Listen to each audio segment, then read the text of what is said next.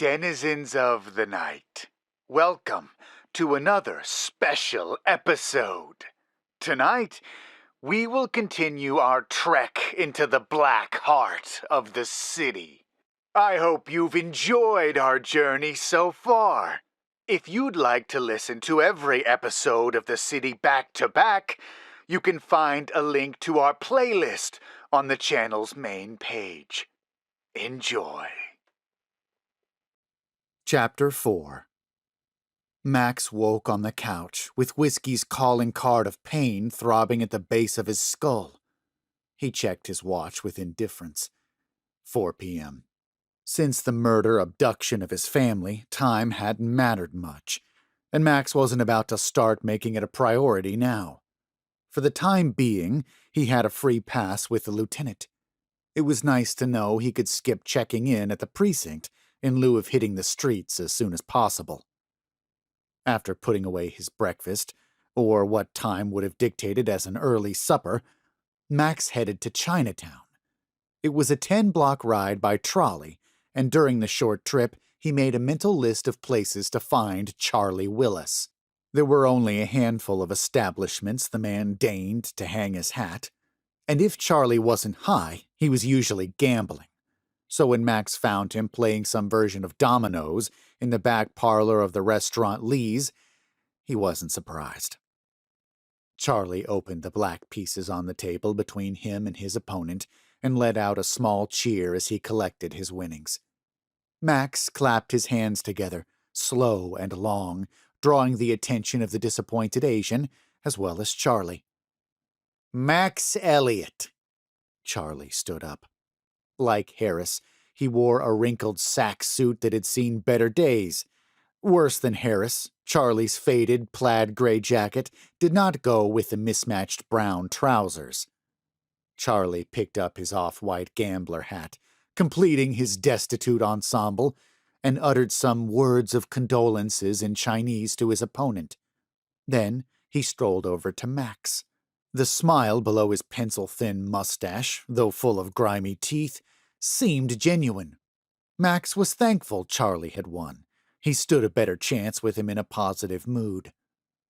"I know things ended poorly between us last time. Hell, poorly is an understatement. Can we talk privately?"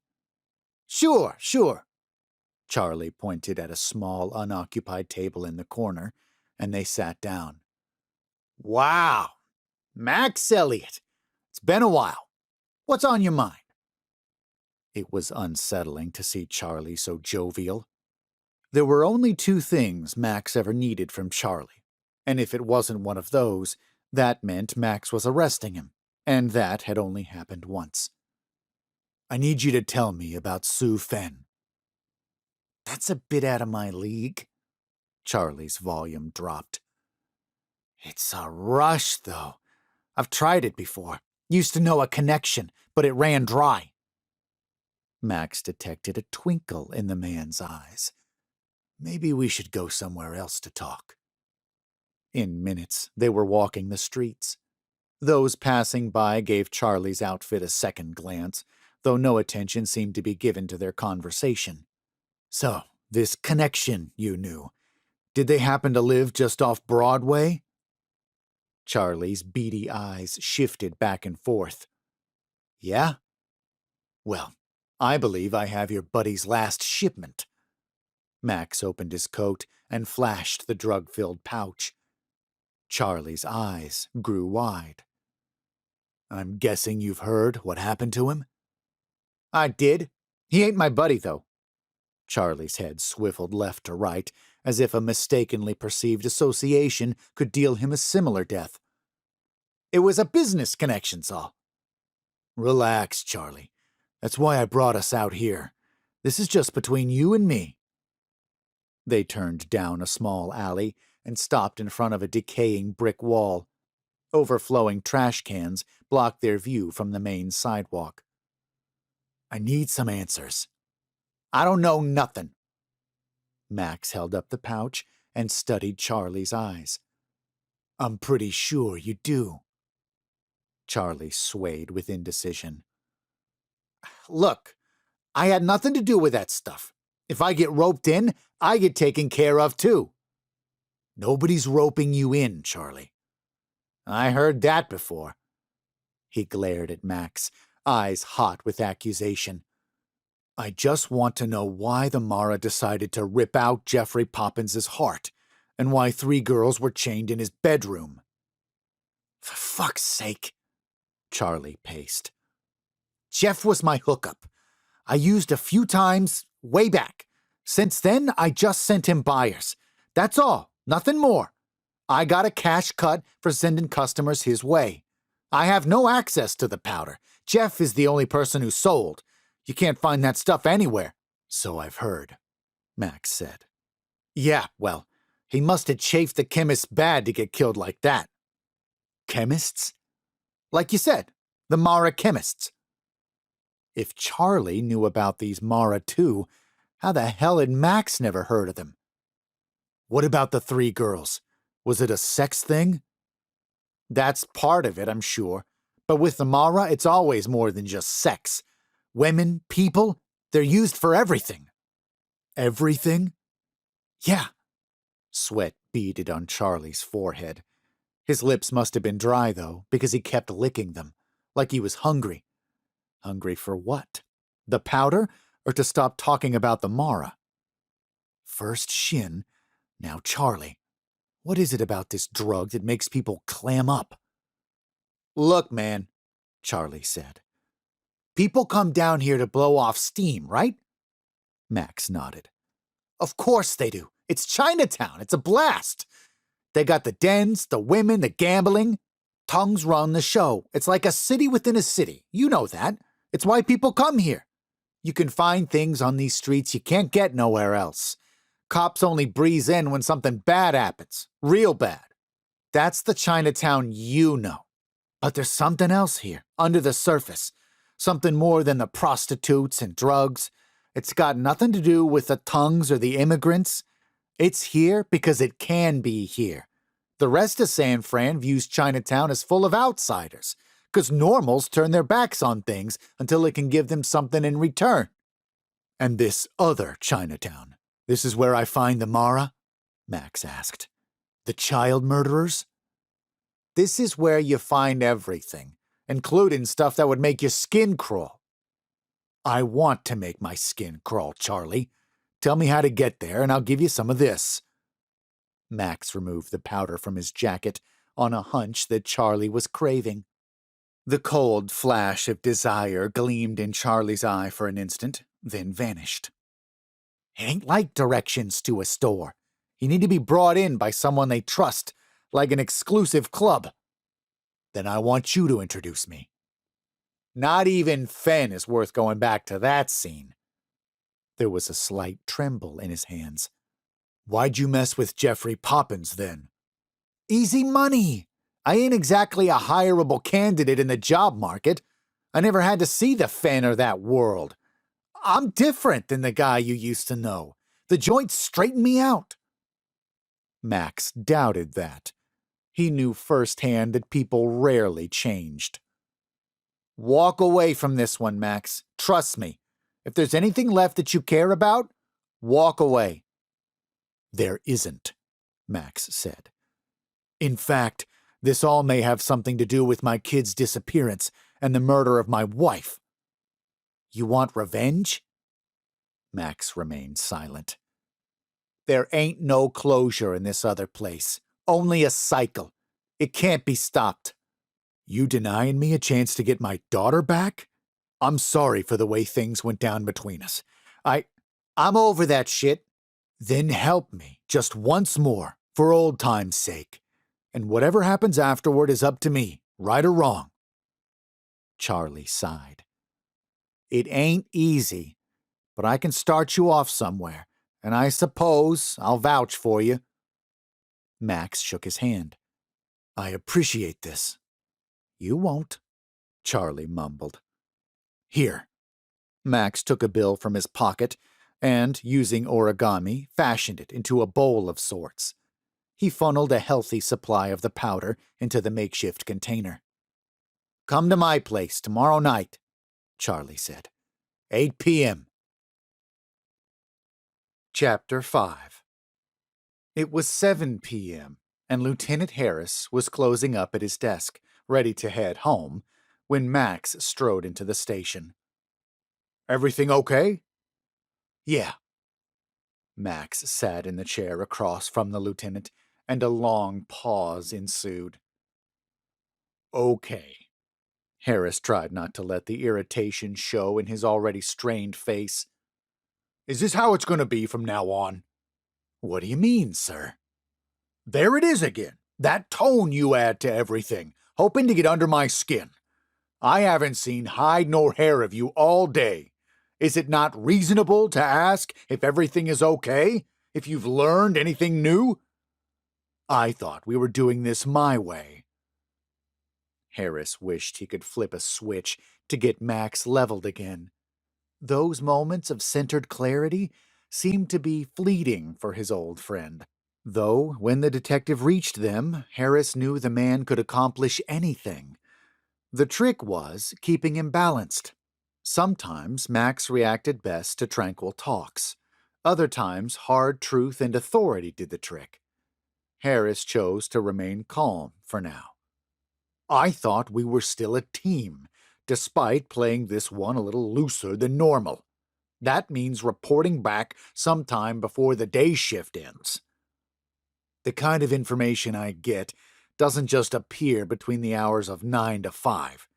Besides, I don't remember coming to you and asking to be put on this case. You found me." "I honestly thought you would want to be a part of this." "Why?" Max smiled. "Because I'm the sickest one on the force? Because I can blend in with scum?" Harris felt his cheeks flush. "I told McLeod the truth because he would have seen through us anyway. Hell, I doubt he even likes me much." "Seen through me? Whatever do you mean?" Remaining calm wasn't working. Harris took a breath and leaned forward. "Just because everyone else here regards your little drop into the abyss reasonable due to the circumstances, I know the truth." Harris tapped his meaty finger against his own chest, then pointed it at Max. "You gazed into that vice-filled abyss long ago, and goddammit, I know you love them both, but you've always been waiting for a reason to throw it all away and jump into that pit.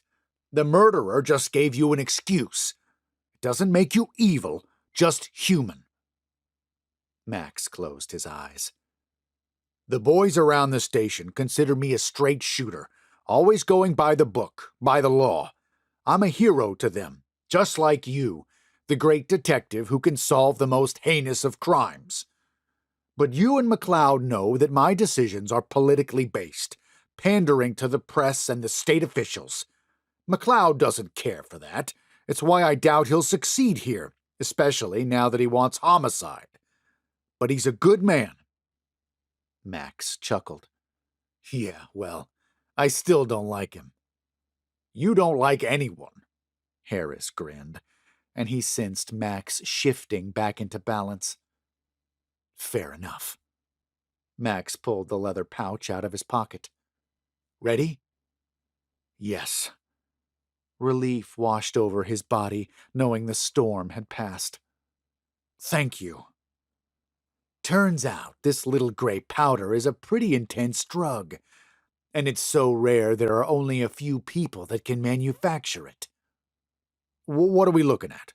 A new form of heroin? Cocaine?"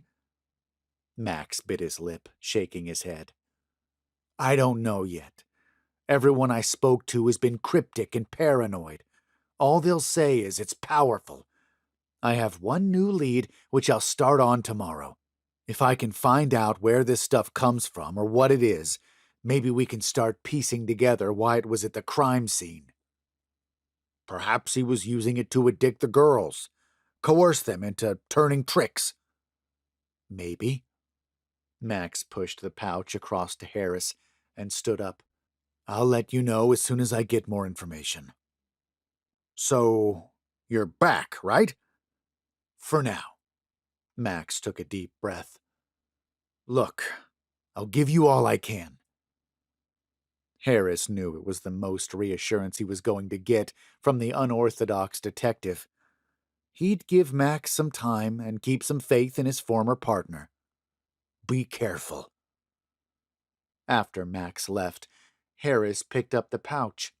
It felt lighter than when he gave it to Max, and it took effort subduing the voice that reminded him Max Elliott did not mix well with narcotics of any kind.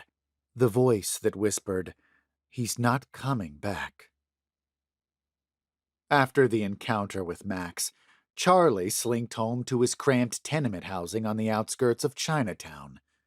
The ratty conditions seemed to exist in the perpetual glow of twilight, of gloom and hopelessness, the mortar that held every ghetto together. The city had put about zero effort in reestablishing his neighborhood after the big quake.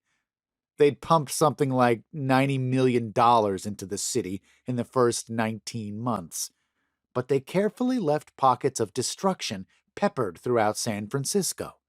This way, in a few years, there wouldn't be much opposition when they decided to tear down the slums for better housing that Charlie still wouldn't be able to afford.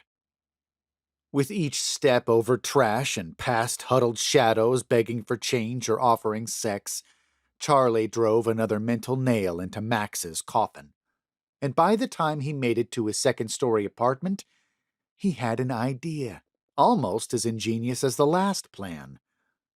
Charlie closed the door and crossed the few feet of living room into the kitchen, ignoring the human slumped on his sofa like a pile of dirty laundry. Charlie filled a cup with water, then heard the sofa creak as Chris Barnes, who smelled like a pile of dirty laundry too, stirred to life and stood. With thick stubble on his cheeks, Barnes ambled into the kitchen. "What's the word?" "I think we're home free," Charlie said. "Been to all the old haunts, played dominoes with the boys, and I ain't heard no chatter to the opposite. And since you and I are still breathing, then everyone, and I mean everyone, thinks Jeff acted alone. He did," Barnes said, eyes fearful. "Just 'cause we spread the word, I didn't do anything. We didn't, I mean." "Yeah, we," Charlie said. "Don't forget that you're a part of this, too." "Yeah, I mean, we're gonna be fine," Barnes said, though his eyes betrayed his lack of faith. Charlie finished his water, and they both went back to the sofa, taking a seat. "Got a present for you." Charlie dropped the origami pouch onto the scarred wooden table. "A little fin, courtesy of the SFPD." "You talked with the cops?" "Christ, Barnes, we went over this. You knew they'd round up the usual suspects for questioning." Barnes pointed at the origami pouch. "But where would the cops get Fen from?" "Max Elliott is back with the force. He's the only one I spoke with, and he knows we had nothing to do with it. He just wants info." "What are you telling him?" "Shit, man, get a hold of yourself. I'm sending him on a wild goose chase." "And the fin, where did that come from?" "Relax. It was at Jeffrey's." "How? They don't leave clues." "I'm sure." "You!" His fanatical eyes fell on Charlie. "You went back after they were done and planted." "Don't be an ass." Charlie forgot that sometimes Barnes had a functioning brain. He'd always been the muscle, but every now and then a light switch turned on. "I want this over with as bad as you do. Jeff must have hidden the batch. It took police a while to find it, and for helping him, Max gave me some of Jeff's last batch. Nothing more to it." Charlie opened the origami folds. "And it's all yours." The last few months with Barnes had been like watching a train wreck in slow motion. The man had outlived his usefulness, and his only saving grace at this moment was the new development with Max Elliott. "Really?" Barnes's eyes went wide again, this time with hunger, not fear. He reached for the makeshift pouch, hand shaking. Charlie gripped his wrist before Barnes's fingers wrapped around the folded bill. Remember, this gift is to help keep your mouth shut. With my help guiding this case, Max Elliott might run into problems. And if that happens, the department will probably check all his informants trying to find him. Don't worry if they approach you. It's all textbook. If anyone asks, you just keep saying you know nothing. Understand? Now that he'd seen it, Barnes could barely tear his eyes away from the drug long enough to nod. Good. Charlie released his grip. Now, I need you gone tomorrow, just for the night. After that, come and go as you like. Where will I go? Barnes was already preparing his pipe. Once that stuff hits, who cares? Stay to den for the night. Charlie chuckled. I'll be gone for a week, maybe less, but when I come back, I'll try to bring more of your precious powder. Barnes nodded and returned to the Su-Fen ritual. Chapter 6. The following evening, Max found himself on Charlie's soiled couch. He kept his trench coat on as a layer of protection, though it did little to eliminate the lingering stench of dirty laundry. How do you want to do this? Max eyed the dingy room that was nearly as sparse as the Broadway crime scene, save for some shelving and the coffee table between them. Charlie sat in a chair across from the couch. I miss the days when you'd ask me questions about why, so you can give vague answers and tiptoe around the issue. Just tell me everything you know, starting at the beginning. Nah, I'm a sucker for tradition. Fine. Who the hell are the Mara? Charlie winced and pumped his palms at Max. Why so loud? You can't think someone will hear us. Something's always listening when it comes to them. That's not to call attention to oneself. For the first time in a while, Charlie's eyes held a note of authority. This was something secret he was imparting on Max, a role they hadn't played out since before Charlie's arrest. There are certain words you don't go spouting off about. They deserve a little, tact, little reverence. Fine. Max lowered his voice. Who are the others? Have been here for a long time. Well before us. At least 98% of the population know nothing about them. Before us? Max raised his eyebrows. Like Indians? Are you telling me a bunch of savage Indians scalped those girls? Oh, they're much worse than savages. But they ain't Indians. They ain't even human. Okay, Max said, holding back the anger from his voice. I see what's happening. You want to waste my time to get back at me. That's fine. I told you before, I ain't screwing with you. You're just claiming the killers are a bunch of, what, creatures? Intelligent creatures? Max stood up and headed toward the door. Forget it. You came to me 'cause no one else is willing to give you shit on these things. Bet even Shincho turned you down, huh? No way you'd visit me before him. You got 30 seconds to change my mind. You don't really think Shincho could be scared of something human? He's a master, and even he knows not to divulge information, Charlie said. Makes my claims a bit more plausible, huh? Max returned to the soiled couch. So non-human monsters killed those girls? Didn't say that, but I did answer your question. Next. Okay, let's say I believe you. How could such a thing be kept under wraps? You're talking about humans dealing with non-human creatures. They're lizard-like, and only a few humans deal with them, those with the mark. Charlie flashed his right palm, and Max saw what he'd always thought was a birthmark become clearer. It was a circular image scarred into the flesh of his hand. And you know very well why this knowledge don't get out.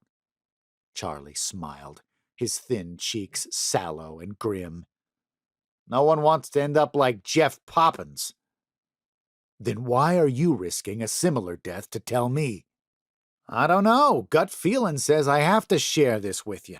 Next question. Max placed his hands on his knees, reminding himself to remain receptive.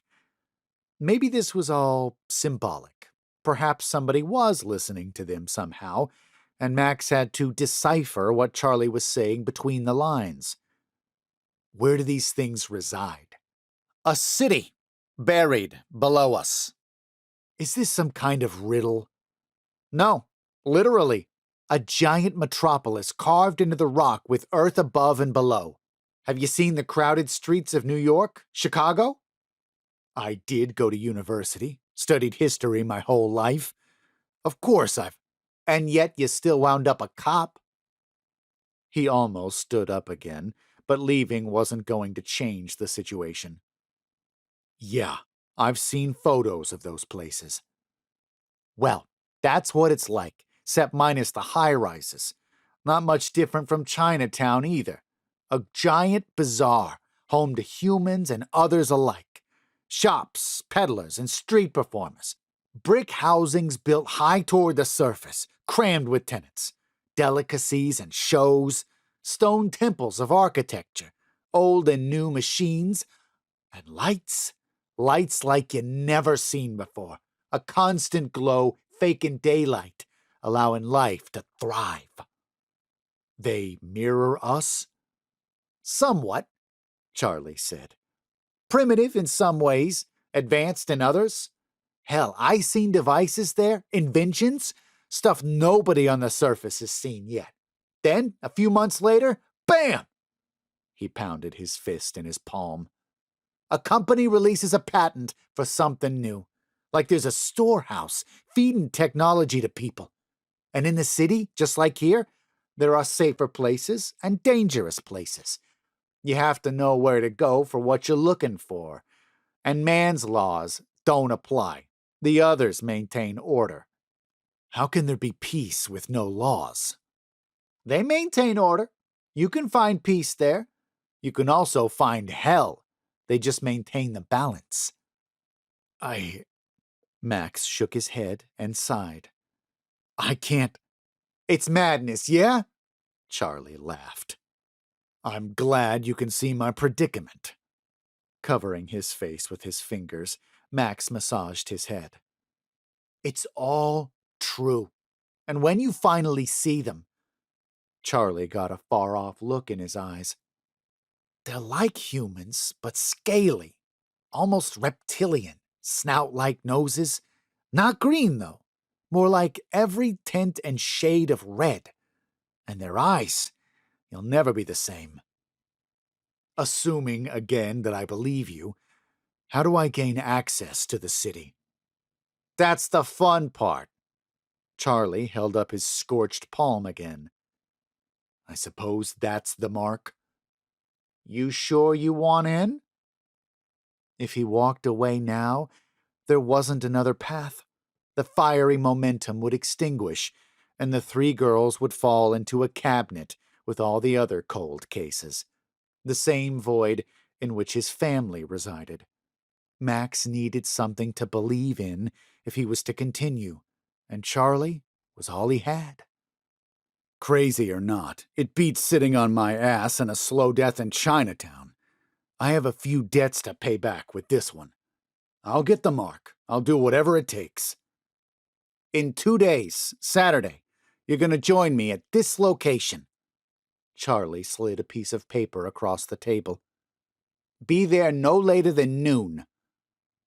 Max stared at the address, but he was lost in the chaos of his thoughts of what the city and its denizens looked like. Charlie snapped his fingers. Are you listening? Max broke from his thoughts and glared back. Yeah, I'm listening. Good, because you don't want to screw up down there. There's no luxury of walking away. Now listen. Thomas! John McLeod took off his gloves as he approached the table and slipped them in his pocket. Thomas Proctor rose from his seat, his signature smile stretched across his face. He reached out and shook John's hand, clasping his forearm. "It's good to see you, John." Indeed. There was comfort in Thomas's embrace, and after the last few days, McLeod needed that. Thomas sat down and picked up his neat bourbon. "Looks like you could use one of these."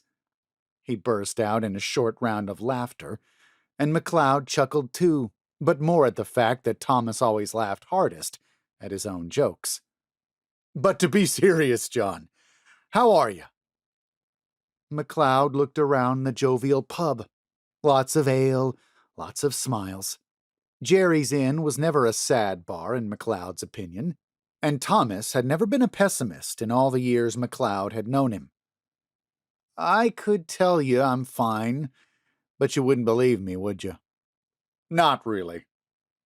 "I guess my life is at a point where I need some of that patented cure-all motivating Tom Proctor tonic."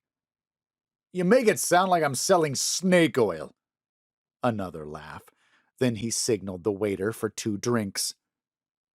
"Well, the minute your speech's spell wears off, I'm back knee-deep in problems." "You still working as a criminal investigator for the city?" "As always. You know what's ailing me." The waiter set down the drinks, and McLeod raised his glass in appreciation. "Well, give me the details, and I'll see what magical word concoction I can create to cheer you up." "I feel like I'm hitting unreasonable obstacles in the department. I'm a good criminal investigator, but I want to be a homicide detective." "You've been saying that since you left the juvie circuit," Thomas said. "Exactly." McLeod took a sip. The liquid burned and relaxed his stomach at the same time. "My requests are getting passed over. The few times they give me a shot at a missing persons gig, they give me the coldest cases. Then, when I can't dig anything up, they use it against me." He tried to imitate Harris, puffing out his cheeks while he talked. "Well, we gave you the Rogers case and Matthews too. You had some trouble, didn't you?" "What makes you think homicide will be any different?" "Tom, the cases were over a year old. I can't work miracles." "Let's say you do transfer to homicide. What if they stick you with similar cases, give you a workload with a small success rate? Then I figure out how to get fresh cases." "If you can figure how to get fresh cases in homicide, just use that same technique in your current position. You'll be assigned to new missing persons cases and problem solved."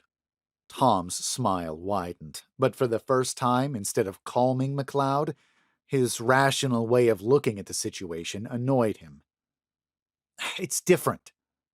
McLeod waved to the waiter for another drink. "Maybe you just think it's different," Tom said. "What's your end goal? What is it you want from your career?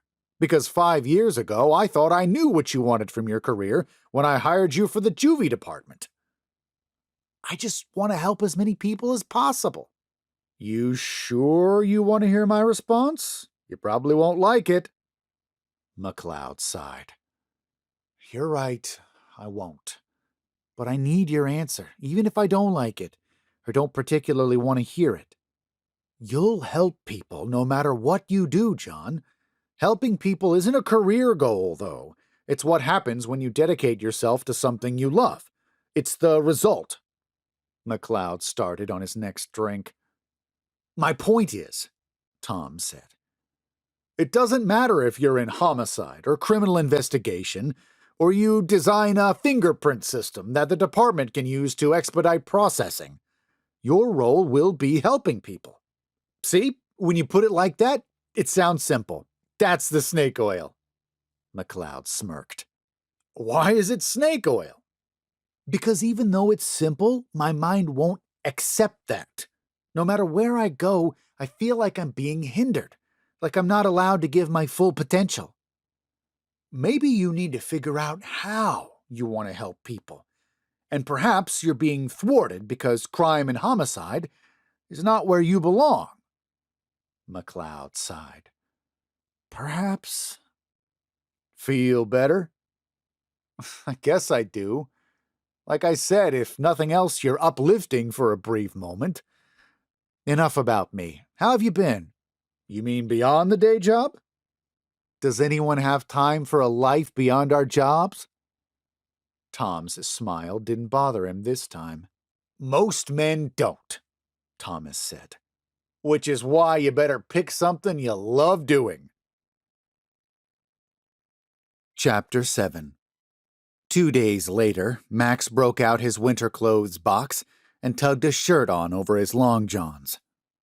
First things first, dress warm. You're underground. It's going to be cold and damp in places, Charlie's voice reminded him.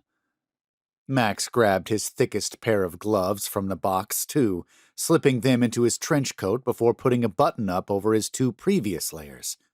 Next came his gray vest. Then he picked up his holster, hesitated, and returned it to his drawer. If you bring a gun, it's on your head. They don't want weapons in the city, unless they supply them. Max worried this tidbit of information was offered to make him vulnerable. After all, whatever complicated cop-snitch relationship Charlie and he held a year ago was now as dead as the flesh taken from room 213. Ignoring the advice, Max picked up the leather holster again and strapped it about his shoulders, then slipped in the revolver. His tailored jacket was next. Max opened his small safe and removed 3 bundled stacks of cash. He slipped the money inside pockets he'd sewn into his trench coat yesterday.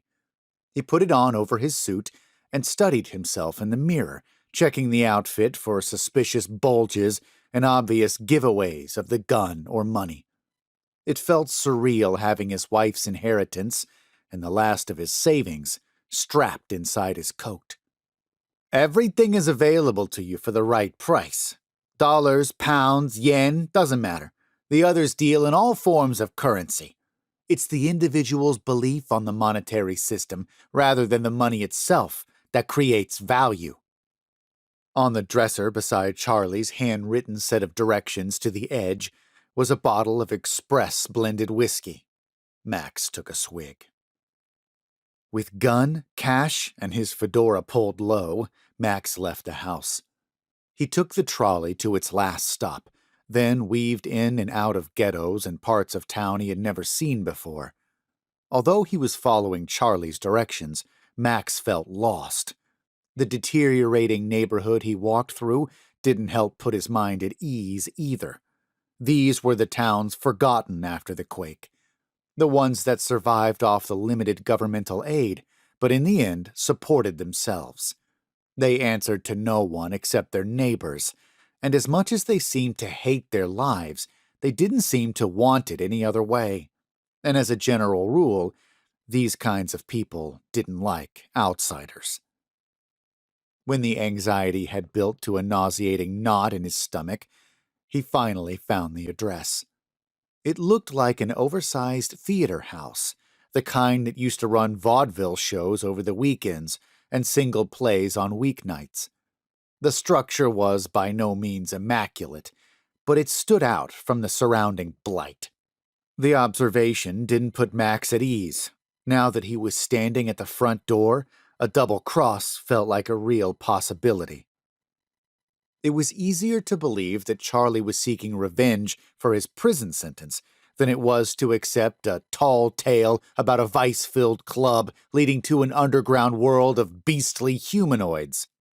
Max doubted Charlie would kill him over the 6-month jail sentence, but it was probably worth paying thugs in a crappy part of town to beat the tar out of Max and steal all of Eve's insurance money, and he couldn't put such a ruse past Charlie. Icy claws of paranoia sunk into his mind, and Max prepared to draw his gun. One way or another, he had a feeling this case was going to be his last. Max opened the door and stiffened, but didn't draw on the large man waiting a few feet inside the well-lit building.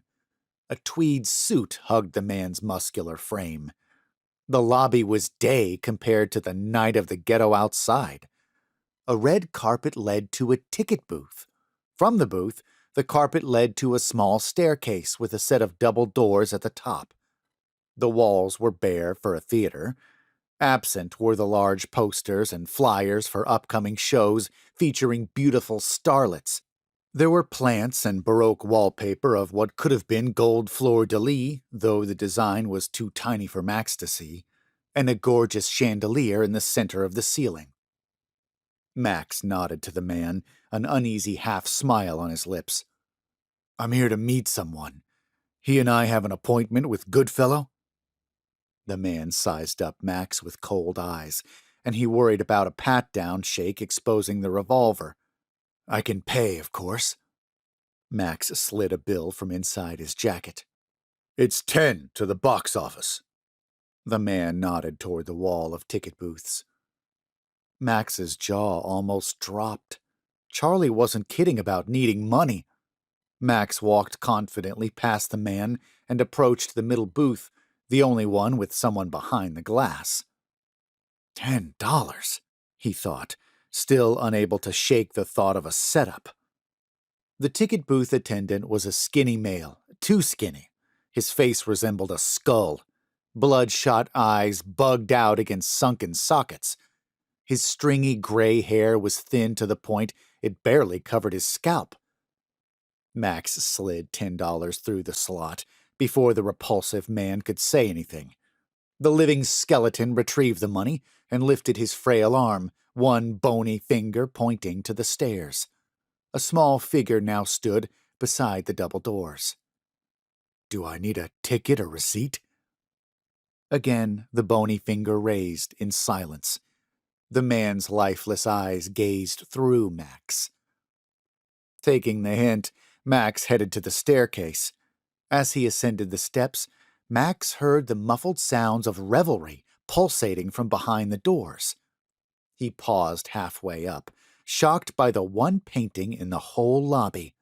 Hanging above the double doors was a Hindu painting of a naked, headless woman, a scimitar in one hand, her own severed head in the other, and from her cranial stump spurted 3 arcs of blood.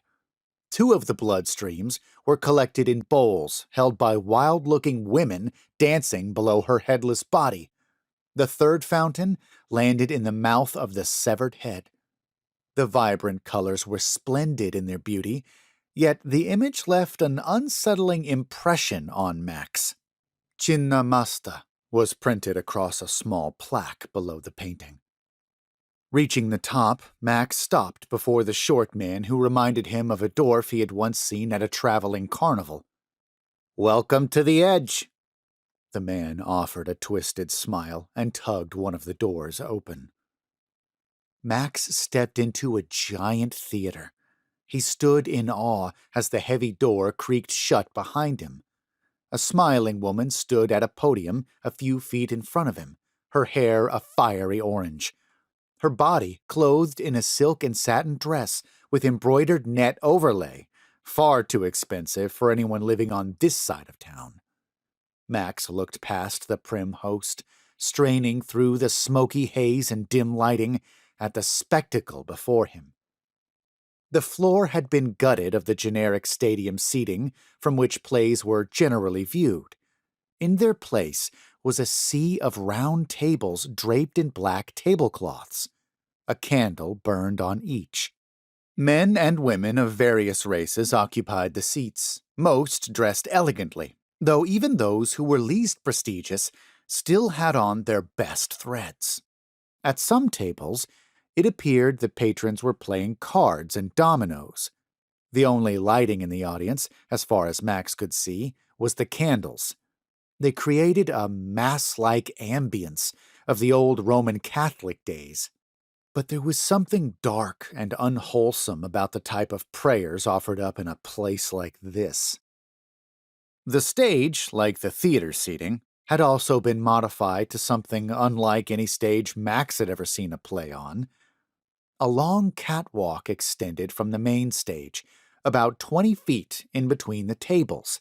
From there, it split again, this time left and right, creating a cross.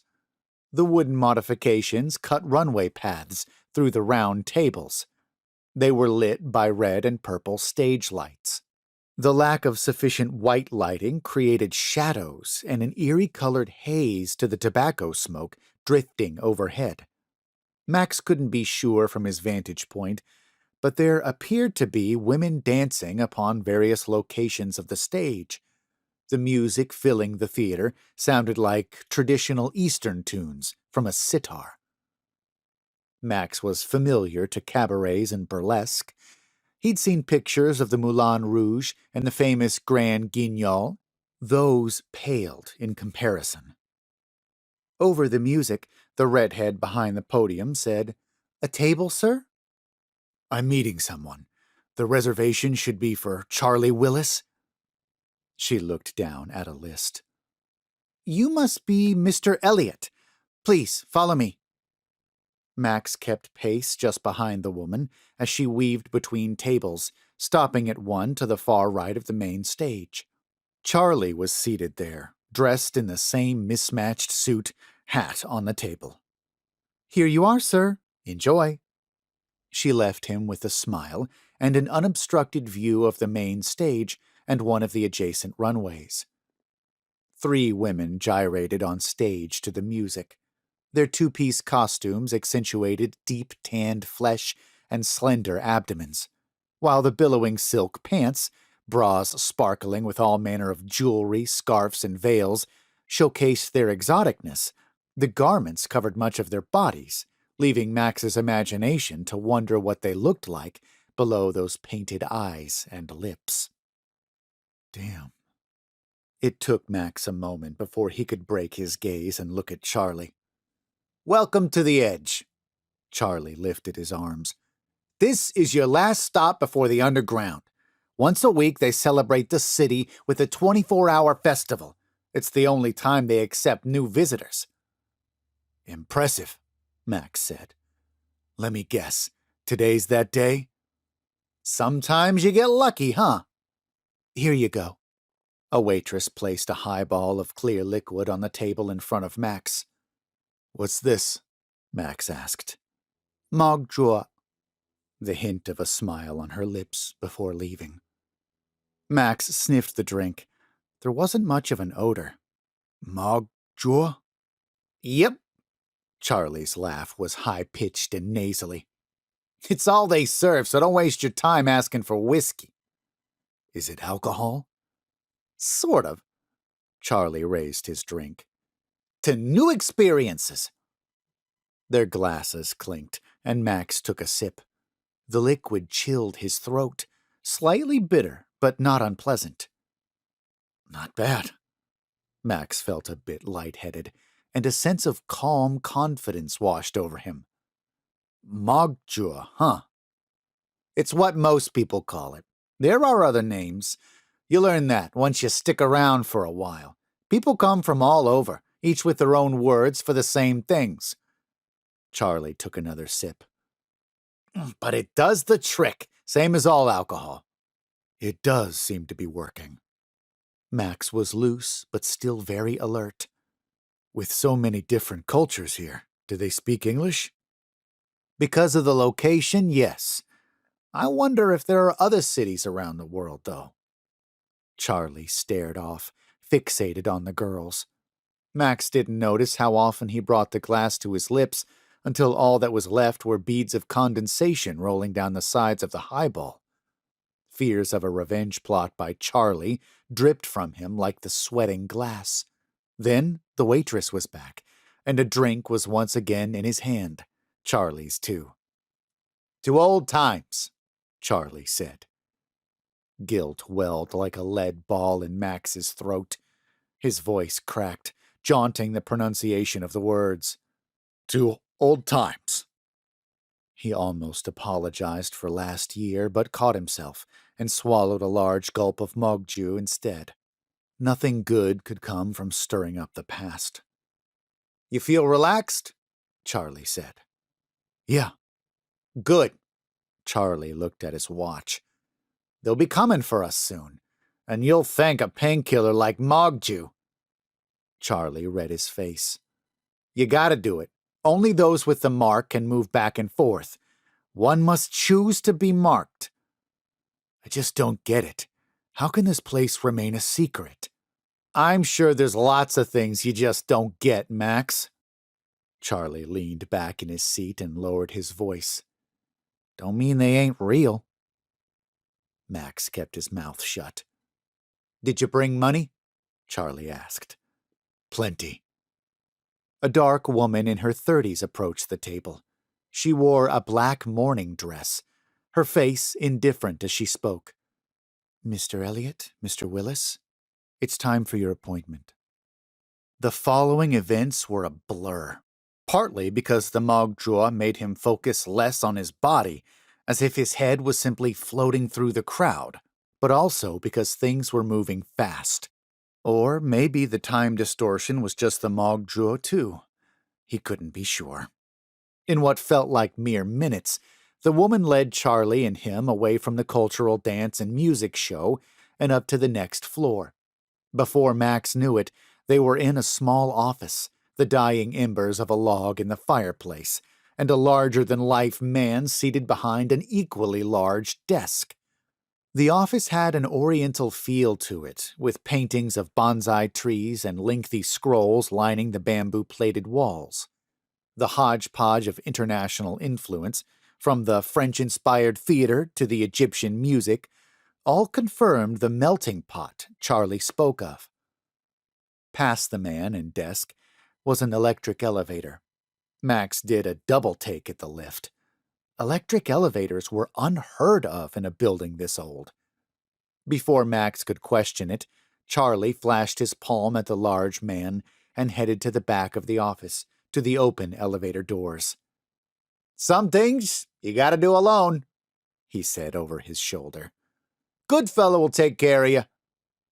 The gears of the lift doors groaned to life, and before they closed, Charlie said, Meet you on the other side. Max was left alone with the bulky man and the metallic clanging of the elevator. Paranoid thoughts clawed at the door of his mind again, begging to be entertained. Goodfellow motioned to a chair in front of the desk. A lot of the sedating effects of the cocktail fled as Max stepped closer.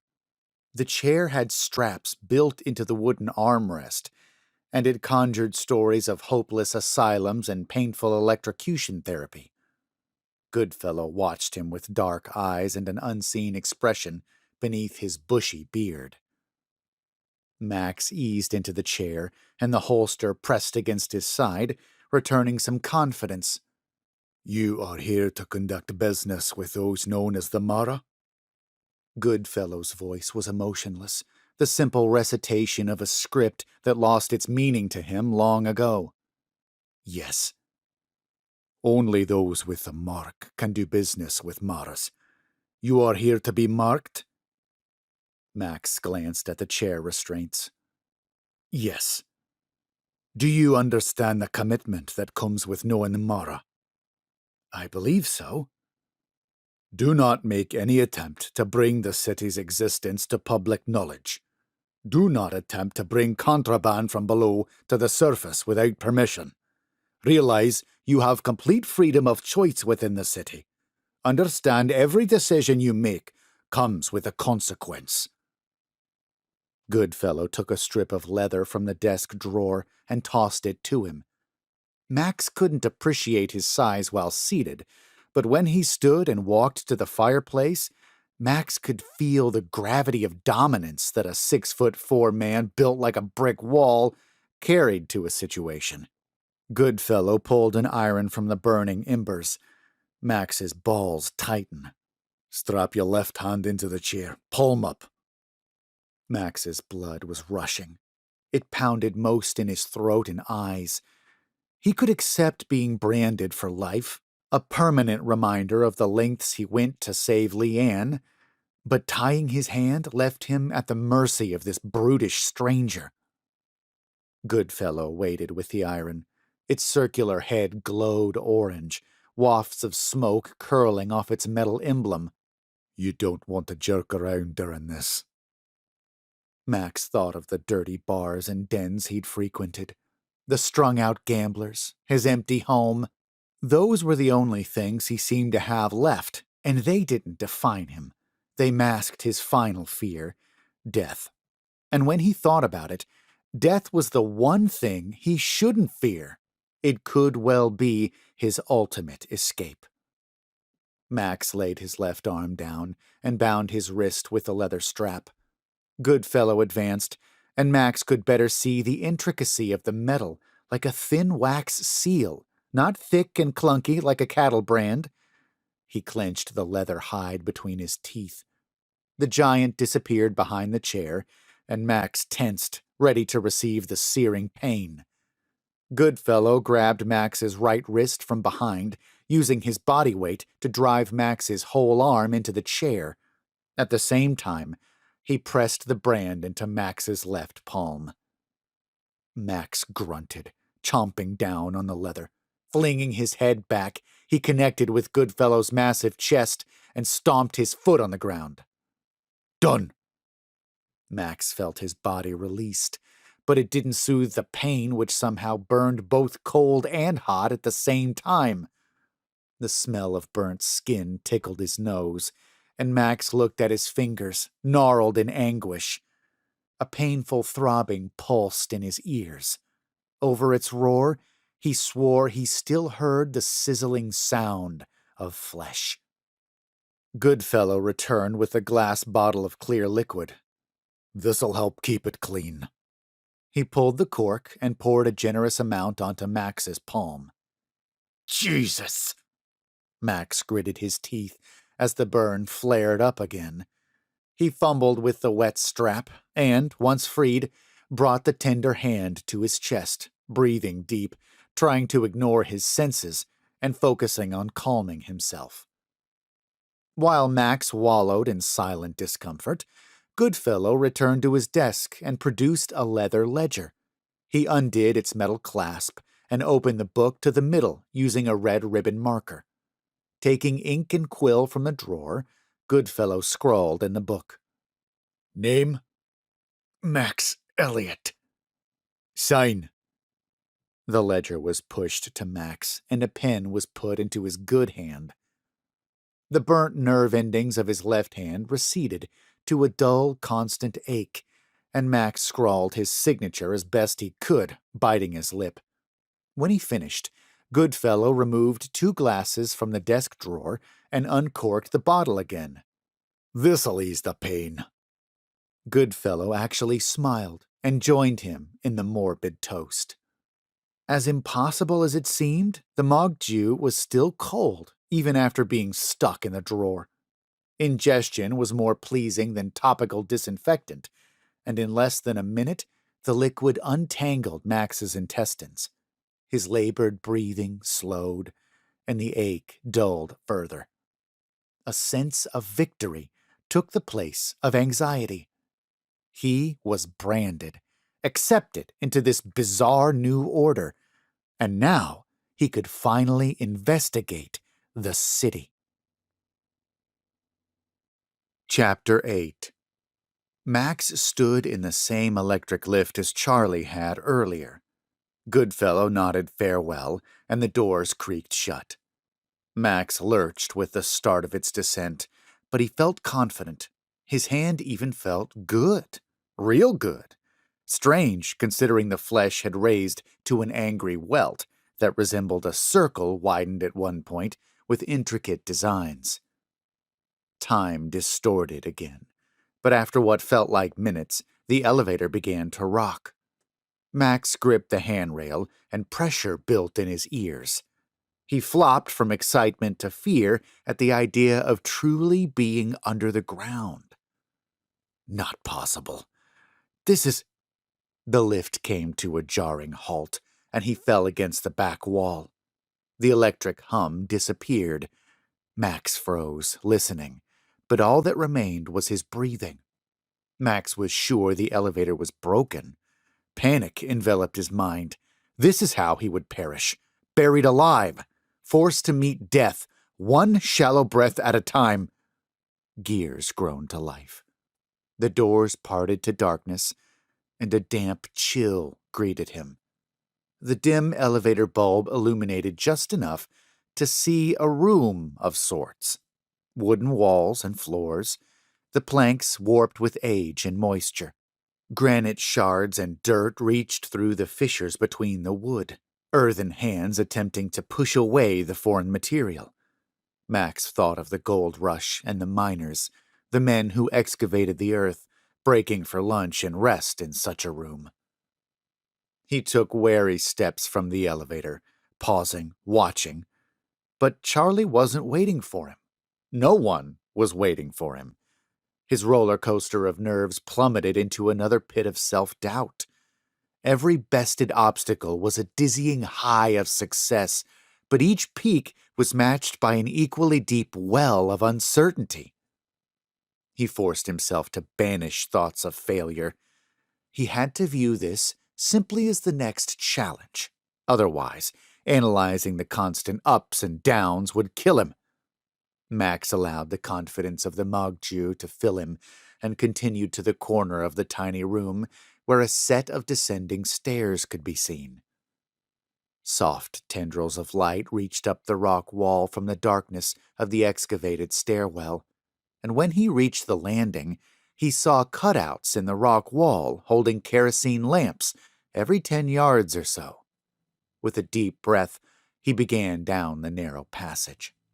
The steps, molded of earth and clay, turned to chiseled rock, and the cold nipped at his face as Max traveled deeper underneath Chinatown. Only the sounds of his breathing and footsteps, bouncing off the cold rock around him, met his ears. After 50 more feet, he heard something beyond his laborious breath. Similar to the grumble of the electric lift, but in this growing hum, the hint of life. The narrow hallway widened, then completely opened, and the darkness retreated as Max stepped into a cavernous world. Now he was there. And by God, Charlie was right. The stuff of legends. The earth had been hollowed out, and an enormous stone wall stretched across the cavern. At its apex, the wall ended 100 yards from the rocky ceiling. Ahead of Max was an opening in the blackened masonry, an archway at least 30 or 40 feet from the ground. Through the opening, a civilization unfolded as far as Max could see. If not for the journey, one could forget they were underground, especially since there was illumination from buildings and light posts, a soft glow that didn't quite mimic the sun, but offered a recreation of near dusk. The artificial sunlight swelled up over the high encampment around the city and through the archway. Max approached the entrance, marveling at symbols carved into the stone blocks. Their meanings were foreign, but filled him with a sense of archaic wisdom. All along, a part of him had worried that this would end as a wild goose chase, a setup to a fantastic lie. But the city was here. It was real, and Max had to assume that all the other stories were real too. If so, those symbols should probably read, "Abandon all hope, ye who enter here." Staring into the walled world, a sense of finality consumed Max, rooting his feet to earth. Once he crossed the threshold, he knew there was no coming back. He'd seen heroin overdoses and wondered if the user knew when a particular ride was their last. Did they feel it in their gut, their bones? Did they immediately wish they could undo the hit or take just a little less? Was this that moment for Max? Or had he passed it long ago? Did it even matter? Maybe he'd find his daughter. Maybe this would be the greatest puzzle. Maybe not. Max looked back to the dark passage of stairs he'd just come from. Either way, there was nothing back there for him. His empty apartment wasn't a home. Hell was home to him now, and he'd keep it in his heart. Stepping under the archway, Max entered the city. Chapter 9. Cobblestone roads branched out from the entrance, crisscrossing in a labyrinth. Every block was denoted with a 10-foot obelisk. Some were accompanied by similar pillar stones, but these pillars differed from the obelisks in one way. They were missing the triangular apex, and instead the pillar terminated in a glowing ball, the city's version of light. All the obelisks and pillars had one or more symbols chiseled into them. Max passed groups of performers, both men and women of all ages, dancing, playing music, offering tricks and games, all with hats turned up, hoping for tips. The streets were lined with various brick shops, tall townhouses, and shoddy apartment buildings. Clotheslines were strung across the alleys between the complexes. Exquisite buildings of luxury craftsmanship shared space next to flea market, canopy-style bazaars. The smell of food filled the air, and the aroma changed every few feet with new delicacies to try. From boiled meats to the sinus-stinging cleanse of faraway spices. The people were just as varied. For every American gentleman and Edwardian Brit Max saw, there was an Asian, Spanish, Indian, or African counterpart. Their clothes were as distinct and different as they were. The customers also shared little in common except for the circumstances bringing them together. Max encountered shades of skin tone that were unknown to him until now, and languages that pleased his ear and some that grated at it. 3 children in tattered clothes surrounded Max, squawking and grabbing at his hand, breaking him from the awe of his trance. 2 of them rattled off words in a language Max didn't recognize. "We can take you places," the third little boy said. "Where you want to go?" Max yanked his hand from the children, lowered his head, and pushed through the crowds, hustling around a corner to a less populated area. Music and drunken singing poured from an open bar door, and Max slumped against its side wall. This was more overwhelming than he had expected. Where the hell was Charlie? Max caught his breath, reminding himself to be a detective. Being mesmerized by the inhabitants of this new land could prove deadly. There seemed to be 2 choices: stay put and wait for Charlie, or push on and look for the type of brothel Charlie had suggested they investigate first. Max stepped back onto the main roadway and looked at the forked paths and labyrinth of obelisk-style street signs and pillars. The hieroglyphic markings, like the ruins of Mesopotamia, spoke to an unconscious part of him, as if prodding Max to awaken to something he'd known eons ago, but had been lost through the ages. Steam rose from hot spots battling the underground chill, creating a wispy fog which added to the mysterious feelings. "It's just a city," he told himself. The maze-like streets, shops, and homes lining the cobblestone paths were no different from the overcrowded European villas or Sicilian towns built into the very rock itself. Better yet, this was a puzzle box. Max just needed to find the right move to crack it. Left was as good a direction as any, and he commenced with new confidence. Observing with the eyes of a detective, Max noticed patterns after only 3 blocks. He stopped 100 feet from what looked like a rundown theater house.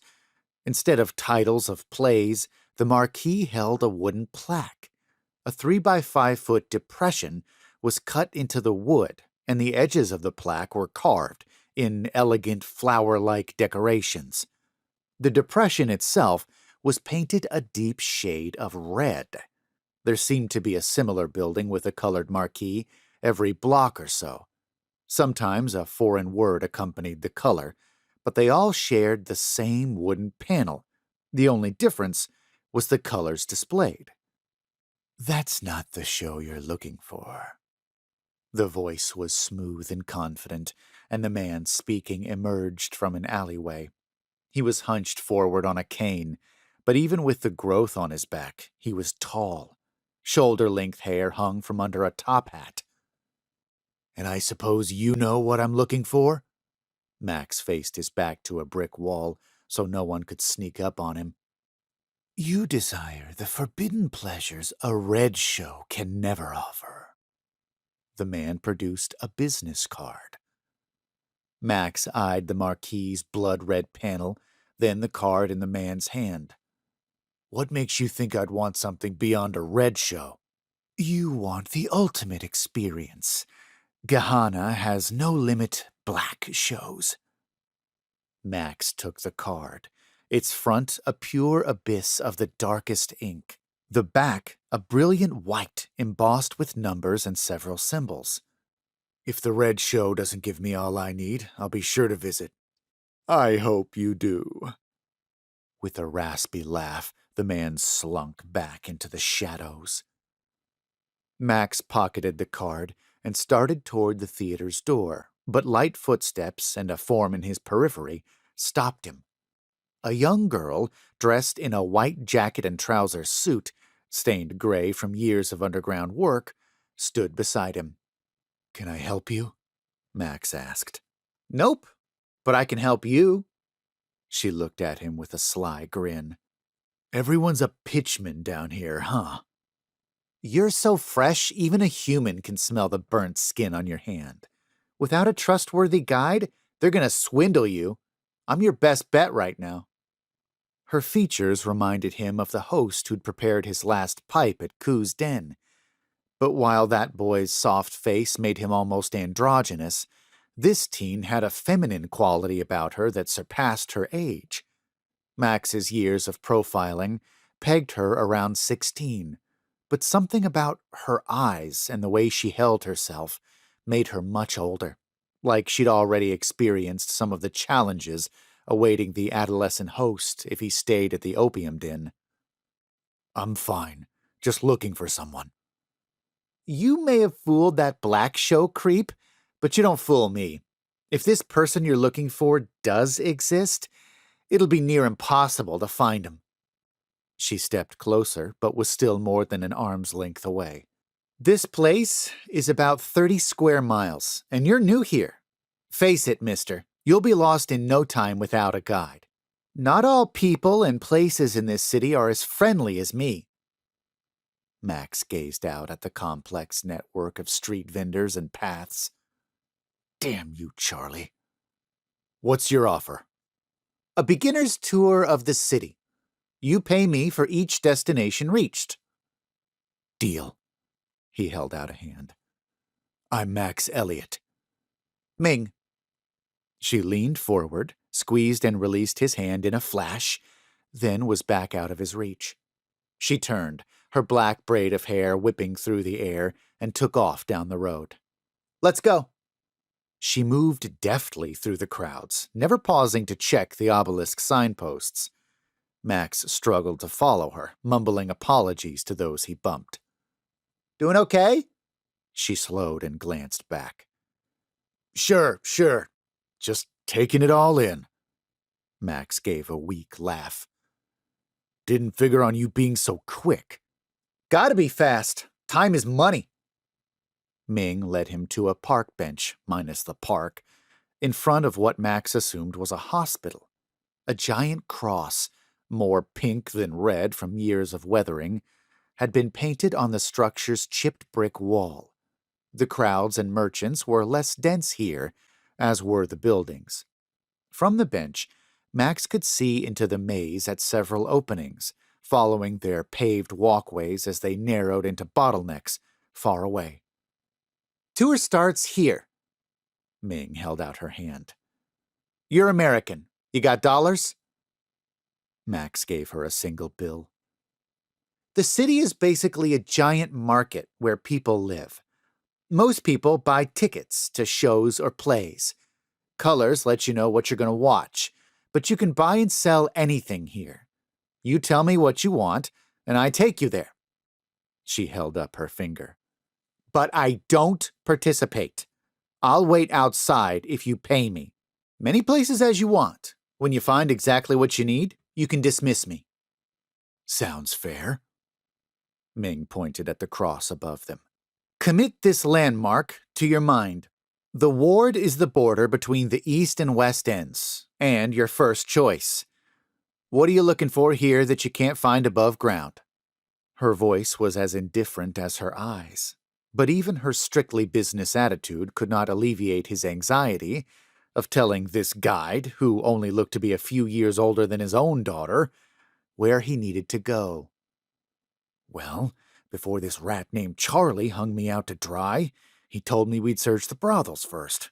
Care to take me to a house of prostitution? Would you believe me if I said I didn't know? Not a chance, but I'm willing to play along. More money for me in the end.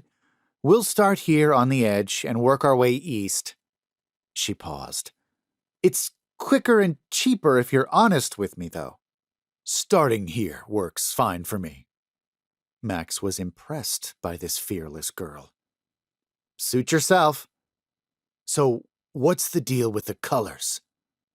Whenever you see a marquee with long rectangular painted panels, you know it's a live-action theater. When the panels are small squares, it's an exhibit of pictures or art, and the color tells you what's going to happen. Gold and blue represent artistic events, like music, dance. It's usually exotic. When there's nudity, it's not at the levels of other colors. Burlesque, I think you'd call it. Max focused on a theater in the distance, avoiding the girl's gaze. She hadn't flinched when saying exotic or nudity. 2 words he never expected to come from the lips of a 16-year-old, but he didn't stop her. He had to know everything. What's the red show? A red show means there'll be blood, she said, her eyes and voice still holding no tone of emotion. And these black shows in Gahanna? Ming looked to her left. Gahanna is what they call the deepest part of the West End. Lots of rumors about it. I've never been, and I don't plan on going. The East is often referred to as Sheol. If you want a black show or to visit Gahanna, then you don't need me. Now there was firmness in her voice, and Max was embarrassed he'd even asked. Purple signifies a Su Fen house, she said. I know a bit about that stuff, Max said. Powerful drug, right? Ever done it? No. What's it like? I only know what people tell me, mister. I heard it can be different every time because of how the powder is made. But it's like living in dreams. Just make sure to clear your schedule. The hangover knocks you out for a while. What about gambling? Max thought of Charlie, ignoring the aching allure of a new drug and the itch chiding him to take a brief break and smoke. If he could keep momentum, he'd be fine.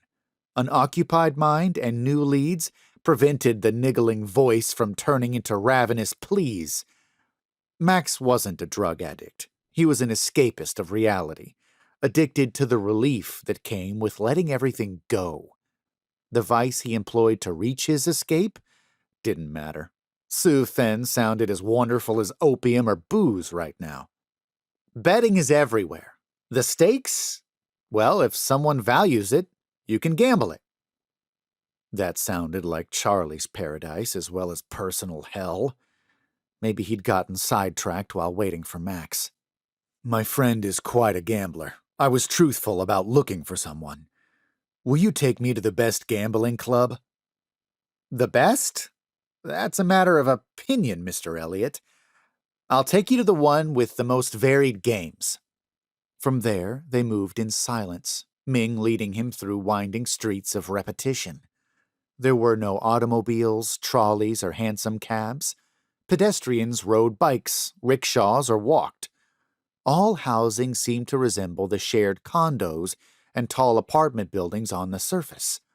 Rags trudged alongside tailored suits. The mingling of classes here was something Max had never experienced before.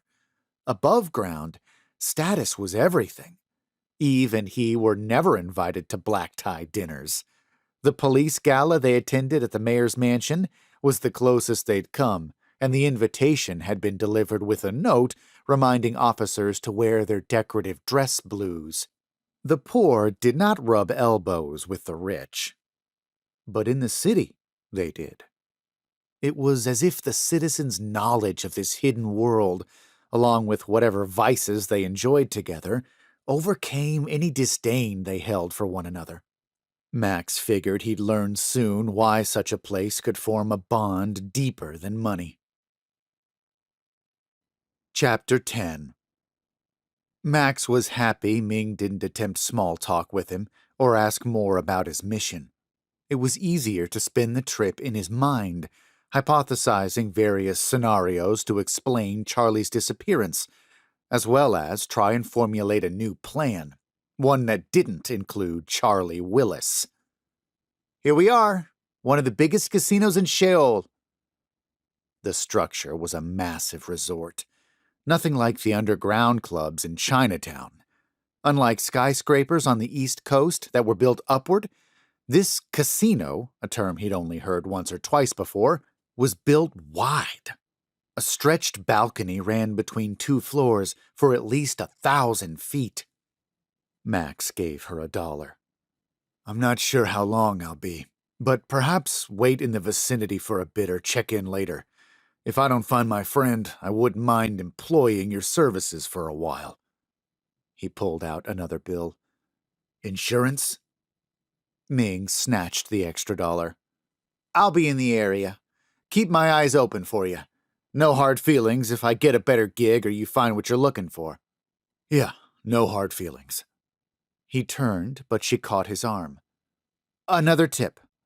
I understand why you won't tell me, but the pit boss won't know where to send you unless you're clear on what you really want." "Pit boss?" "The Mara in charge?" She raised her eyebrows. "You've seen them before, right?" Max had forgotten Charlie's unbelievable descriptions of the local race. "Creatures born before us, here since the beginning." "I know you don't participate, but is there a chance you want to take me around inside?" "You really have no clue about them, do you?" "Thanks for your discretion," Max said, eyeing passers-by. "It's going to cost more for me to make an introduction." Max held out another $1. "2," Ming said. "And you gotta level with me about what you're looking for." "3," Max said. "And you don't ask any more questions. Just answer mine." "Look at that," Ming smirked. "You're already learning how to do business around here." She pocketed the bills. "Others have names, but humans rarely use them. A consistent title is easier. Casinos have pit bosses. Most shows and brothels have concierges. Their job is to find out what you want and make sure you're happy." Ming opened the front door. A narrow staircase ascended to a dim second level.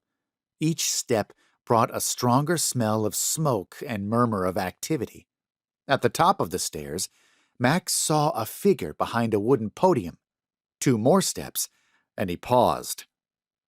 Ming continued without him and stopped on the landing next to something that shouldn't exist. It had to be a realistic costume. Statue or a theater prop from some play about mythology and demons? Ming waved him upward, and the humanoid, which was the only term Max could use to describe the figure, stood silently waiting. Max's next steps came slowly as he made his way to stand slightly behind Ming. The creature's mouth parted in a gleaming bone-white smile. He was dressed in a gray suit. There was no hair on its exposed body parts, just leathery skin textured like a snake. Light red wasn't accurate, but its skin wasn't the color of any flesh Max had seen. It was of similar height and weight as Max, but the smile revealed 2 rows of teeth, sharpened almost to a point, like canine teeth. "And what are we looking for, little girl?" The voice, so deceptive in its soothing tones, clashed with the cold, animalistic appearance of the creature. "I need to hire him as Shadow." Ming hitched a thumb at Max. "A pass for a novice. He's paying in American dollars?" The reptilian creature leaned forward.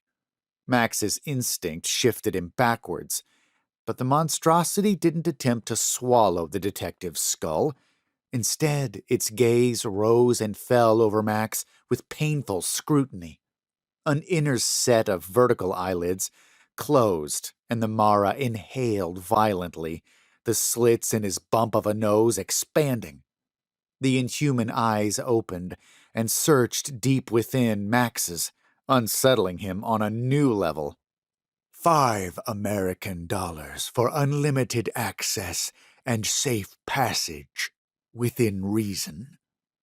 He held out a leathery hand, a short but thick ivory talon curling from each fingertip. Give him the money, Ming said. What exactly am I buying here? Max asked, cautiously handing over the cash. Ming answered, You get to use the club today same as a member would, the full experience. And you have the promise that if you get tripped up or make a newbie mistake, Amara will step in so nobody gets angry and tries something. They'll shadow you from afar. So long as your blunder is due to lack of experience with customs of a game or city etiquette. The Mara placed Max's bills inside his suit jacket. If you cause deliberate trouble, then we deal with you. Understood? Max looked over at Ming. Thought that's what I paid you for. I don't do shows, remember? She flashed that smirk again and started down the stairs. Don't worry, I'll be around. The Mara opened the door, and Max spilled into the decadence of music and smoke drifting between tables that stretched as far as he could see. If this was what the upstairs had to offer, he wondered what was kept on the ground level. Max scanned the faces, most human and male. Grimy teeth and dirty clothes rubbed alongside well-groomed aristocrats. Different dialects, but all with the same greedy hands. He honed in on the few reptilian faces overseeing the crowd, but none appeared to be more focused on Max than another. Not that identifying his hired shadow would make things less stressful. Either way, he was putting trust in this place, and that in itself was dangerous. Trust Ming. Though Max had no reason to put any faith in Ming beyond the fact that she had no motive to lie, none that he could see, anyway. Max continued past game tables where men dealt cards and threw dice. Checkers, chess, and dominoes led the way to other setups he'd never seen before. There was even a mechanical machine resembling a mutated telephone that patrons fed coins to. Lights blazed and blared on the contraption to announce wins, but there was no sign of Charlie Willis. Max approached a bar on the far wall. To the right of it was a double-door exit, or perhaps an entrance. All previous doors were on his right and led to the balcony. These were the first inside doors, and they were painted black. Max leaned against the bar and put a quarter on the countertop as the bartender approached. How much whiskey can I get for this? Max said, thankful to be speaking to a human. The bartender placed a glass and filled from a bottle of clear liquid. All we serve is Mogju. He pushed the glass and quarter to Max. It's on the house. Special deal for a novice? Mogju never costs down here. Neither does Fen. The bartender attended to another customer, and Max took a sip. He always preferred the numbness of alcohol to opium. Opium was too lethargic, but the booze made him too destructive. As the Mogju slithered into his gut, he thought it a great alternative to both. Max's gaze returned to the watchful forms of the Maras. Several wore the snug-tailored vests and suits, but a few of them who lined the walls wore robes, cinched at the waist with rope. The suits seemed to do the talking, but that didn't mean they held the real power. If there was a pecking order to the species, perhaps the robed clan was superior in some way. Max studied the black doors. He rubbed the business card in his pocket, replaying Ming's firm distaste of the color. Max raised the glass to his lips, surprised to find it empty. Perhaps Mog-Ju was a dangerous alternative if he drank this quickly. Another one? Max almost said yes, but stopped his head mid-nod. I guess not. What's behind those doors? The bartender looked at Max's scarred palm. The intricacies of the brand were beginning to show as the swelling went down. A circular emblem resembling a snake. Scales adorned its body. A single eye denoted the head, and its tail originated from its open mouth. This time the symbol looked familiar from history books, but the name eluded him. Ought to have another drink if you're planning on going in there, the bartender said. That bad, huh? Max did not protest as the man refilled his glass. Or perhaps that good, the bartender laughed. Check it out. You got a pass for the day. He acknowledged something over Max's shoulder with a nod, and Max knew it was his shadow. Trust that Ming set you up to be safe. Trust was something he hated to place in others. Hell, he didn't understand why anyone ever trusted him. Only pain had come from it, for his family. You make a valid point. Max threw back the drink, adrenaline tingling in his hands and feet. Before he let his mind get in the way of the Mog-Ju by asking rational questions, Max thanked the bartender and headed to the black doors. He placed his hands on the wood and swung them open. He stepped into a foyer that started down a staircase. The noise was more intense on the ground floor. The smell was different, too. Something rotten held sway over all. Various burnt herbs, aftershaves, sweat, and decay, all mashed together and lingering about the mass of bodies huddled in rows of stadium seats. The arena's audience consisted of raised wooden bleachers around a boxing ring without the ropes. Max made his way to the nearest benches, climbed to the top row, and sat in the corner. Below him, men and women in matching velvet vests and black slacks paced the seats, the women dropping off drinks, the men recording notes in ledgers with graphite pencils. In the ring, a man was strapped by each arm and ankle to a large wooden chair similar to the one in Goodfellow's office, though this seat was high enough that the man's bare feet dangled just above the canvas flooring. He was naked from the neck down, a healthy roadmap of muscle developed from manual labor defining his body. A stitched leather mask covered the man's head. Large glass-button eyes and a long curved beak gave the mask a vulture's resemblance. It reminded Max of the 17th century plague doctor's masks, only this nose didn't end in a point filled with sweet-smelling herbs. This nose hooked downward, and just past the man's neck, it turned into a rubber hose-like material. The hose connected the leather mask to a small hookah bong placed on the seat between his legs. The hookah blocked his genitals from the audience. Ting! A tall Mara standing beside the restrained man raised his arm. The crowd looked to an iron clock hanging from the ceiling. A gangplank ran behind the machinery, containing a scoreboard and hangers.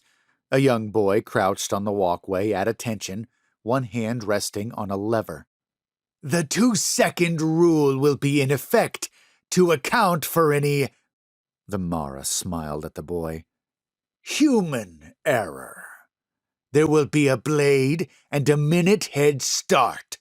Iboga administered after 1 minute. Feeder at minute 3. Freedom, regardless, by 7.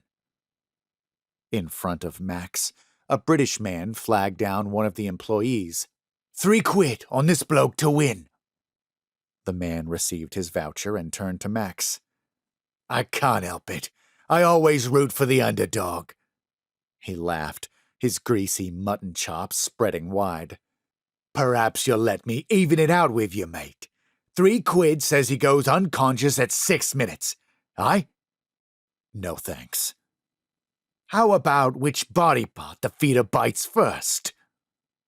I'm not a gambler, Max said, knowing better than to ask what a feeder was.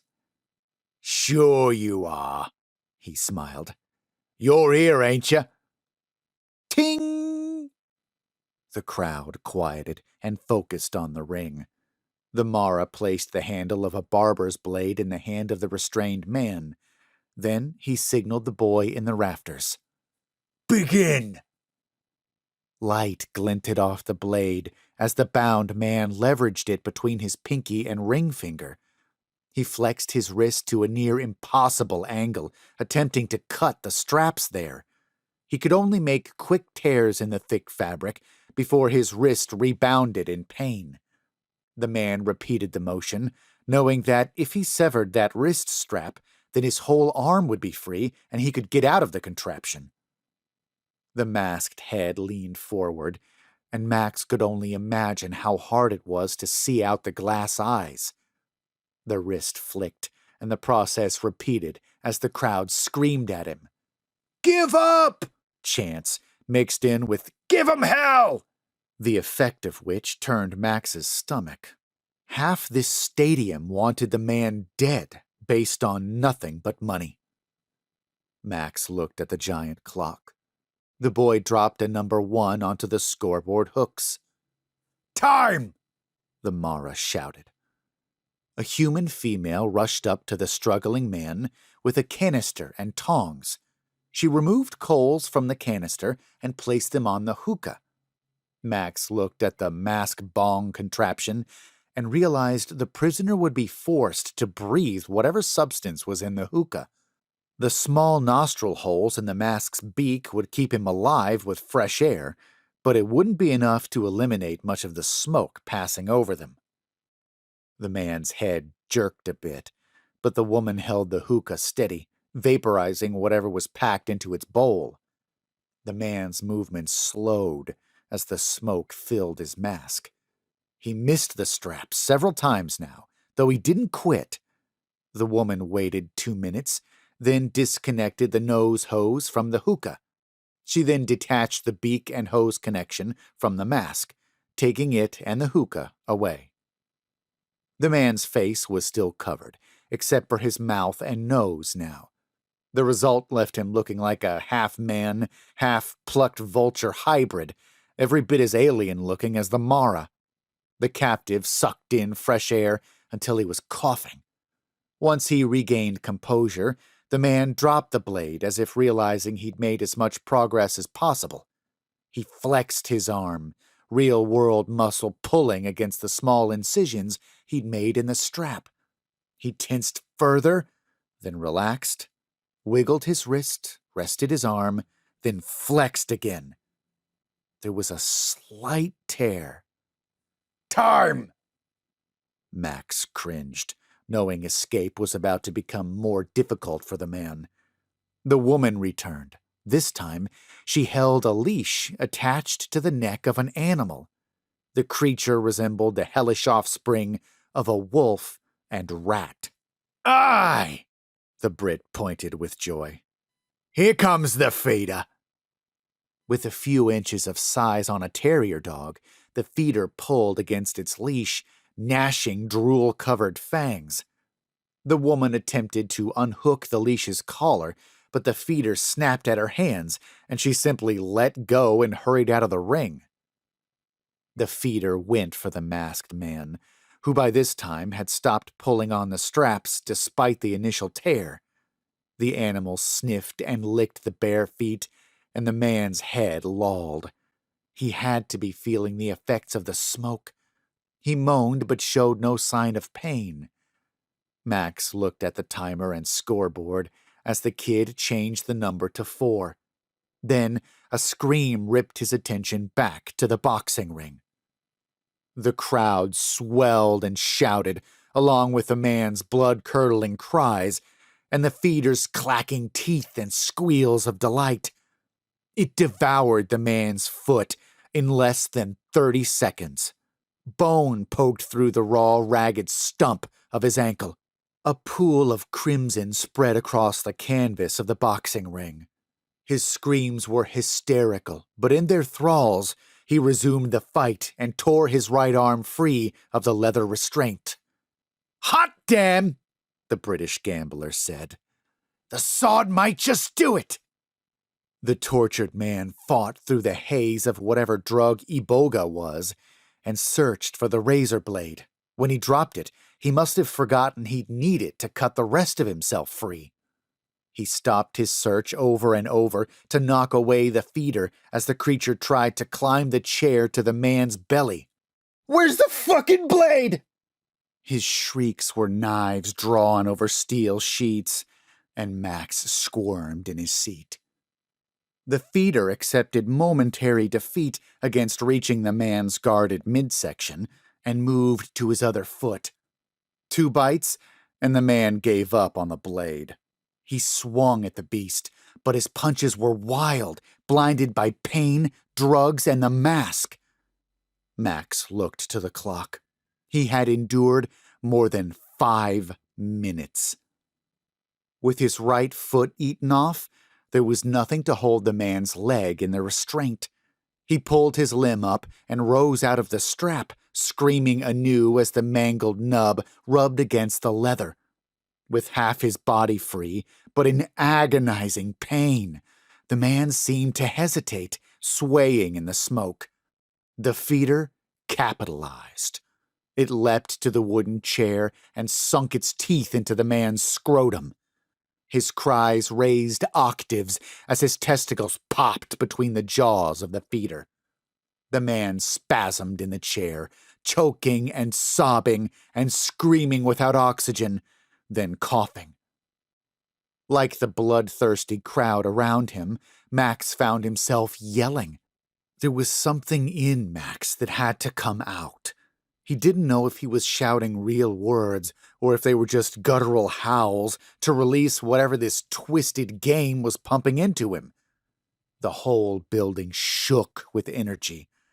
But as much as Max yelled, what he really wanted was silence. The man's head dropped. Blood and spit bubbled from his nose and mouth as the rat thing burrowed inside his pelvis. "Time!" The boy hit a button and stopped the clock. He adjusted the scoreboard. 6 minutes and 55 seconds. The crowd settled its debts, and Max was disgusted by the money being passed around him. He'd investigated all manner of homicide, but he'd never seen a murder committed. He was only called to examine the aftermath. And as gruesome as sifting through remains was, it was an entirely different concept to watch life taken from a person, especially in such a vulgar display. Fighting to the end, tasting the briefest moments of victory, only to have the rug pulled from your feet. Watching the blood ooze out until the arterial pressure receded to 0. "First time, mate?" The Brit put a cigarette into his mouth. "The first death of the day is always a little rough," Max lied with sarcasm. "Fancy a fag?" He lifted a meaty hand, offering his pack. Max waved it off. The man returned the smokes to his jacket pocket. "Don't look so ill, chap. That bloke got exactly what he was looking for." "And what would that be?" The man took a deep drag. Smoke poured from his mouth. "What every slave wants. Escape." "Slaves?" "Indentured slaves to the city. Forced labor. Every so often you get a chance to have your debt wiped away." "You're saying he won freedom?" A cleanup crew swarmed into the rink. They secured the feeder and zipped the corpse into a bag. "Too bad he won't have a chance to enjoy that freedom." The Brit shrugged. "Escaping the pain of life can be as freeing as escaping chains most times." That was something Max could understand. "In a way, I envy the slaves who play for their freedom. Every man wages his life to something. But guys like this?" The Brit gestured to the ring, where only a blood-stained chair remained. They place their bets direct. All or nothing. Win or lose, all in a second's flush. That's the true gambler. Me? I prefer to wager my soul over a lifetime, which, in a way, is less honorable to the profession. Back at the ring, a new torture was being staged.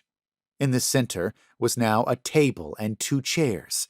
No restraints this time. In front of the furniture was a Mara. In both chairs sat men dressed in black and white jumpsuits. Max stared into the splotches of scrub-faded stains on the canvas ring. Each discoloration had been a life once. Now they were nothing but a blemish. He scanned the crowd. Still no sign of Charlie. Between the seated men, the Mara held up his clawed hands, a dirty white bandana in each. "Number 4. He tied the bandana around the forehead of the man to his left, and Max could make out the Roman numeral painted on the cloth. "Or number 6. The other bandana went around the man on his right, displaying his numeral. The Mara turned back to the crowd. "Place your bets." The auditorium erupted in frenzied shouts and movement. Bills and paper receipts were thrust back and forth. "Bet the house?" an employee asked Max. "Payout drops after the game is announced." "Not this round." Max looked back at the ring, surprised that he was still sitting here. In essence, he'd watched a medieval execution, death by torture. Even those who called public hangings cruel would have to agree this made lynching look like a tea party. How much more could he take? Was he expecting to just sit here and hope Charlie would arrive by some miracle? And... ting! The room settled into quiet murmurs. A male employee walked up to the Mara with a small wooden chest. Smiling wide at the crowd, the Mara opened the box. "The game? 1 bullet." He removed a long-barreled revolver from the box. Brandishing the polished metal above his head, the room fell into frantic howls again. Max leaned further back into his corner seat, not wanting anyone to approach him for a bet, but not ready to leave the barbaric circus just yet. The Mara quieted the crowd, then popped out the revolver's chamber. He loaded a single bullet and spun it back into place. The gun was laid on the dirty space between the men, and with a flick of his wrist, the Mara sent the entire weapon spinning. Silence blanketed the crowd, and Max heard the metal scraping against the wood. The spinning slowed. The barrel loomed at one man, then the next. Slower still. A murmur went up as the barrel came to rest, pointing at the right arm of number 4. The man closed his eyes, his chest heaving. "Begin!" The man opened his eyes and raised the gun barrel to his temple. Besides his initial trepidation, Max detected no fear in the man's movements. When the steel was firmly planted against his skull, the crowd shifted forward as one, holding their breath. Click. Max's body relaxed. A moment of betting ensued as the weapon was placed back on the table and the other man wrapped his fingers around the handle. Unlike his opponent, number 6 trembled as he raised the instrument of death. He hesitated before the barrel reached his head. Max looked at the gamblers around him. Their eyes were wild with excitement, their lips wet with anticipation. "Come on, you fucker!" The voice came from somewhere in the vast sea of faces and broke the ice. Similar insults were hurled at the man, urging him to take his chance. The Mara leaned forward and whispered something into number 6's ear. The man shook his head, closed his eyes, and positioned the gun. The explosion jolted Max from his seat. Number 6 fell sideways, the white bandana soaked to a deep crimson. Number 4, face splattered with brain matter, dropped his head and began sobbing or laughing. Cries of victory and defeat from the crowd roared over the gunshot's echo. No time was wasted by the human staff as they carted off the table and chairs. Amara took number 4 to the corner of the ring and looked to be reading off a piece of parchment to him. A canvas stretcher was brought in, and the corpse was hauled away. Max stood on shaky legs. It was time to leave. Charlie wasn't here, and this deranged sideshow gave no signs of slowing, just a revolving door leading to the next death game. "Remember what I said, mate." The Brit winked at him. "They both escaped. Method don't really matter." Max ignored him and headed down the bleachers. He returned to the staircase and back to the casino upstairs, where the air was cooler. He studied his blistered hand. An Ouroboros. That was it. He was marked by the Greek tail eater. "Leaving so soon?" the pit boss, doubling as doorman, asked. "Yeah," Max said, employing all his strength to do so. "Saw everything I needed." Max walked past the creature and down the stairs toward the exit. He placed his hands on the door and wished that Koo's laundry house was on the other side, quiet and peaceful. He'd even settle for his own apartment right now. Instead, he was met by the whirling hustle and bustle of a damned city. Max stood near an obelisk on the casino's corner. Ming was not among the crowd pushing past him. He touched the carved sigils on the signpost. They were more than indecipherable now. They were ominous and foreboding. As a police officer, he'd come to terms with prisoners being executed. That was called justice on the surface. But slaves being tortured? He'd looked the other way once or twice during minor social injustices, but he'd never condoned slavery. Or the murder of slaves. Or worse, forcing them to compete in blood sports to claim their independence from captors. But this place did allow it. This city didn't mind at all. Not only did no one care that human beings were being exterminated in the building next door, they encouraged it, were enjoying it. Max was dead, and this was hell. The only other explanation that made sense was that he was comatose in Koo's laundry den. His body lay incapacitated from ridiculous amounts of opium, while his brain put together the most vivid nightmares ever. Both options seemed more reasonable than the truth. Max needed to sit, so despite having zero appetite, he found a cafe and bar and requested a table. He pointed to a menu item he couldn't pronounce and chose water over mogju. When the meal arrived, Max just pushed it around his plate with a wooden spoon. "You find your friend, Mr. Elliot?" Ming took a seat across from him. Max was glad to have his thoughts interrupted. "He's not my friend. I just needed his help." "Maybe if you tell me what's going on, I can help you." "You mean collect the money and then ditch out at the hard parts?" "I was not prepared." "I told you, I don't participate." "You said that was fine. Can't change your mind after." Max sipped his water. There was no point in arguing with a teenager. "How long have you lived here?" "Basically all my life. I know stories from above ground, but I don't think I can live up there. Too different." "I've never met a teenager quite like you. How old are you, 16? Almost 17.